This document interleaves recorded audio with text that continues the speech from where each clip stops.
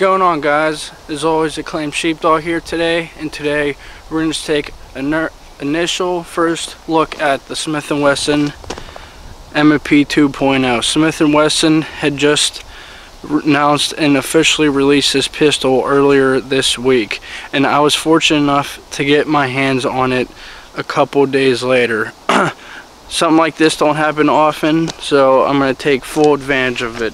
I was in the market for buying the M&p full, well, this is considered their full-size M&p, and I lucked out of them releasing a brand new one that's right around the same price, so I snatched it up for review purposes. Now, without going into like a review format, a couple of things that they've improved on this is the stippling.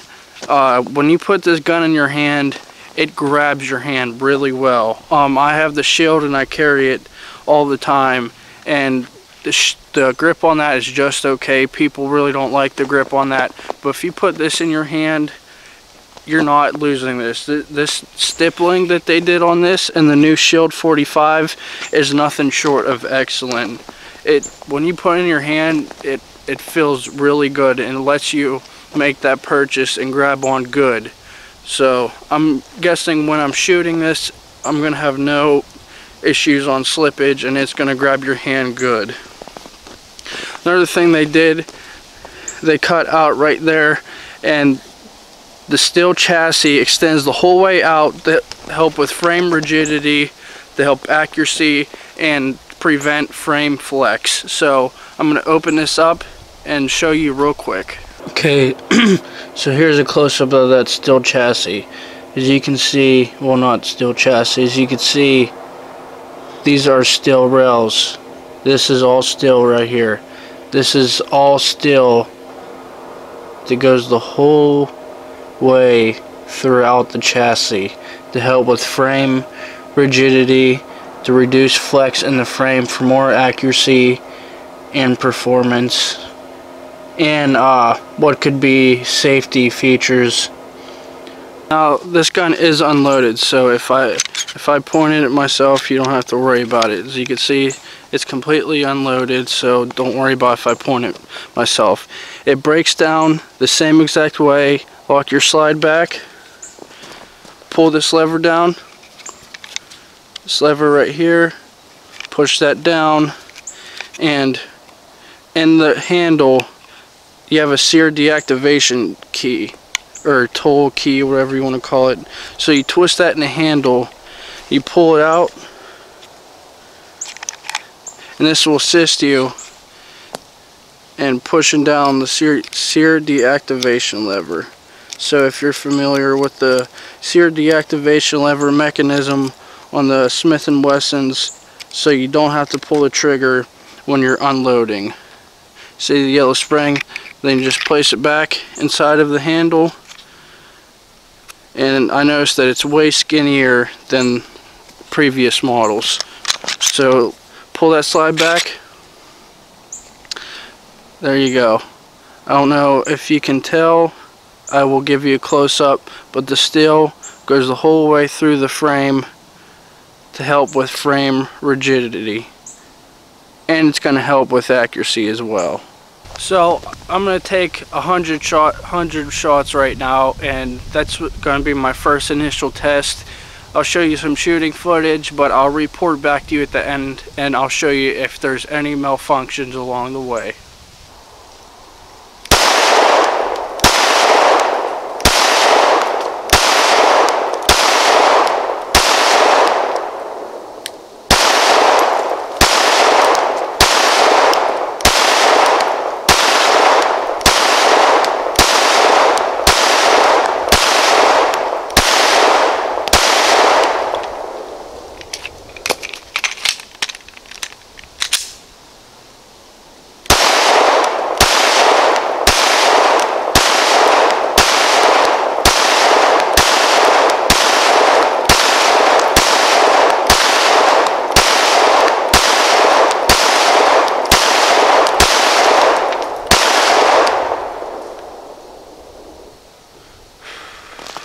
Now, I'm by no means a good shot or an excellent shot. I'm about amateur as far as handguns go, but this was kind of my New Year's resolution for the years to get better.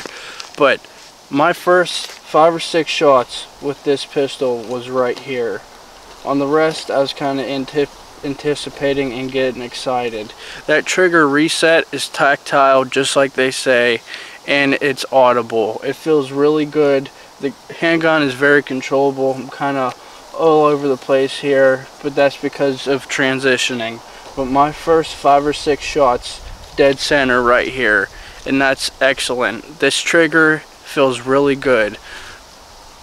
I'd like to mention real quick, Smith & Wesson does say that this gun, the Smith & Wesson M2.0, is backwards compatible as far as the magazines go, or backwards compatible. So meaning the M&p, the first generation, are compatible with these mags, and these mags should be compatible with these. These are the ones that came with the gun. For the review, I am going to buy a couple regular Smith & Wesson M&p 9 magazines, and I'll mention that in the review. So this is kind of a first look. I will have an actual review coming up. And one more thing I would like to mention that I'm not sure about. There is a little bit of shake right here, but that's because the mag is not closed. But even when it is closed, there still is a little bit of shake. You can see when I smack it, there still is a little bit of shake, but there is no issues. It releases freely with no issues and stuff like that. And the magazine button is now metal instead of polymer plastic like it was in the earlier versions.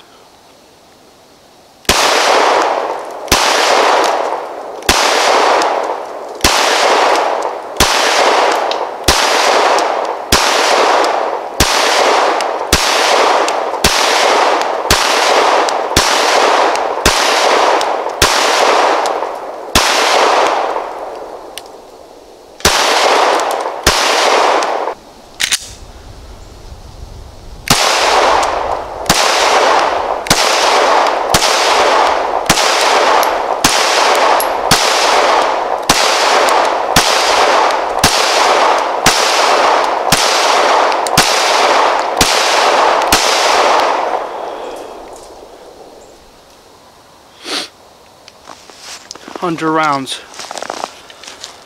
no issues. Blazer brass, 115 grain, full metal jacket. First 100 rounds, no issues right out of the box. But I am gonna go home and clean it. This grip is excellent. The stippling is excellent.